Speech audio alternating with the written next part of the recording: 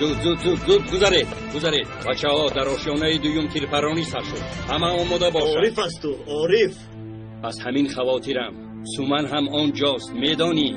اکنون او همه اشون رو نیست نابود میکند. انا میبینی صالح ریم باقی نمیخواهم. در درون پروکورور هست، گروگان هست. باید با عارف حتما تماس گیریم.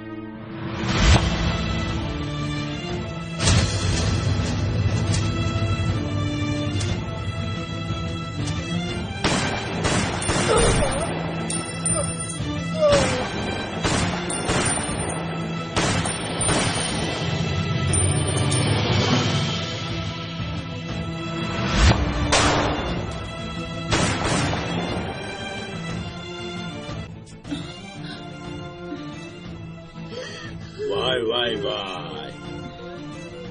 برای رفیقت امروز شب نشینی آماده میکنیم. اگر پین داری که از دست عارف نجات بیابی باری دیگر خوبنده شد. عارف؟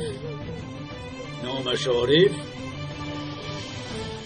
حالا ایستا خیلی شفاوه.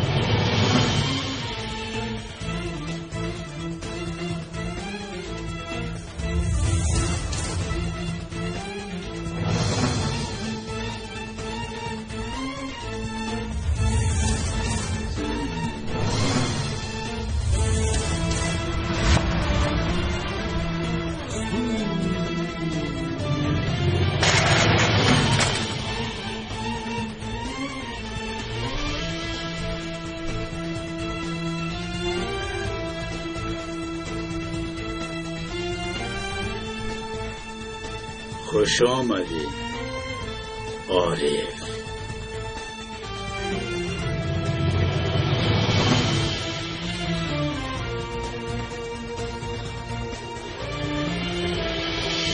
عارف